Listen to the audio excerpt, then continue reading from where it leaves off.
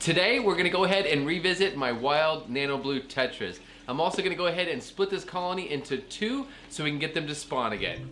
Don't go anywhere. Well, if y'all haven't seen my video of my wild nano blue tetras that I collected from Peru in July of last year, go ahead and check that video out. I got a card for it above. I really just wanted to share these fish with you guys again, let you see how the colony has grown. The colony has pretty much doubled and then it stopped. This fish will start to build up hormones in the water and it'll kind of stunt the growth of the younger fish. And just when the colony gets to a certain size, they're just not going to want to spawn, just to keep it relative to the size of the tank. So I'm going to go ahead and split this colony into two and bring them down to about 15 fish or so, 15 to 20 per tank. And then I'm going to try to recreate that environment that I did the first time around and see if we can do this again, get these fish to spawn again. So let me take you guys into the other room and we'll check out this colony of fish. Alright, so here's the aquarium. I have it as I had before when I showed it in the first video. I have plenty of duckweed across the top and hornwort, which is really giving a lot of shade and protection across the top of the water, which is definitely making these fish feel comfortable. So I've recreated that in the aquarium next door. If anything, there's a lot more duckweed in this aquarium.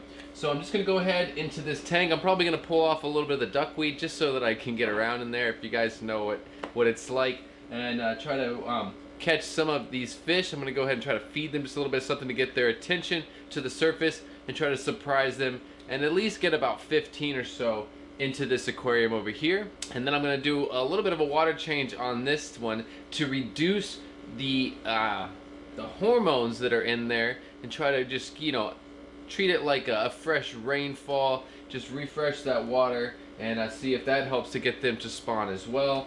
That really is the biggest thing. Clean water is so much more important than the size of the tank. So I don't want to waste too much time. Let's go ahead and collect the fish that I can out of this tank. We'll get them over here and see how they like their new home.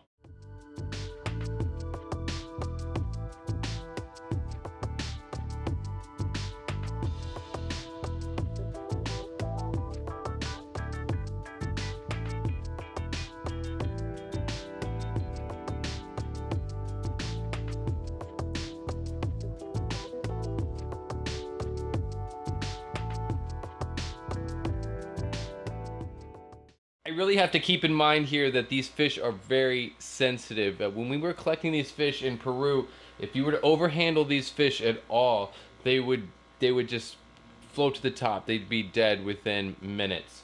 So I am definitely taking some precaution to make sure that I do not touch these fish with my bare hands, that I do not overhandle them. So that's why they're going straight from this tank right into the tank next to it, and I'm pretty much just flipping the net into the water and getting them right back out of the net as quick as possible so I don't damage that slime coat and I don't stress them out. So now let's go ahead and take a look at what's left in the first tank, and let's also go ahead and see how the fish are reacting to their new home in the second tank. So you can see that in this first tank I definitely mucked things up a little bit. There's definitely some mulm floating around suspended in the water column right now. They're also a little spooked, so they're hiding out in the back of the tank there. But I can take a look back there and see that there's definitely a little bit more than half of what there was originally.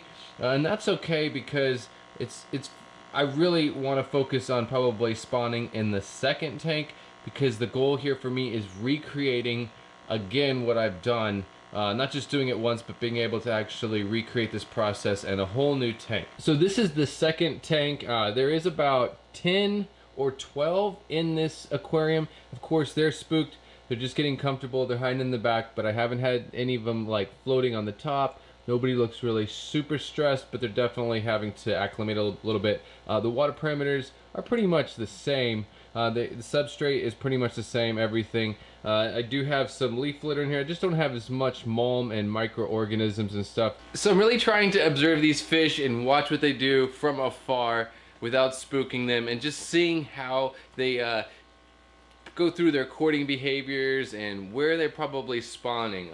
We're still trying to figure this out, me and a couple other people. I've been told that they do spawn, or probably spawn, on the underside of leaves, kind of like on the duckweed. Some other people believe that these fish are actually spawning within the leaf litter, and then they're making their way up the glass to the top of the tank where they finish growing up within the duckweed.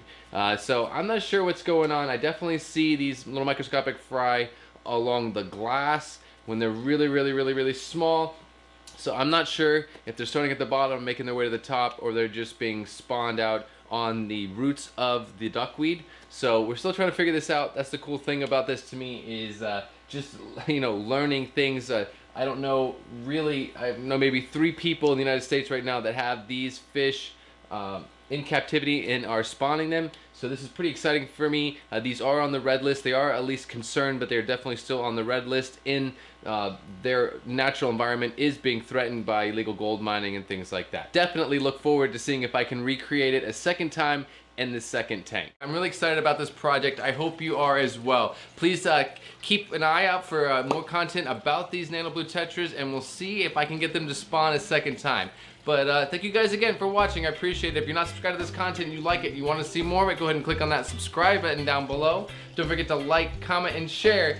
And remember guys, keep your tanks clean, your fish fed, and have fun.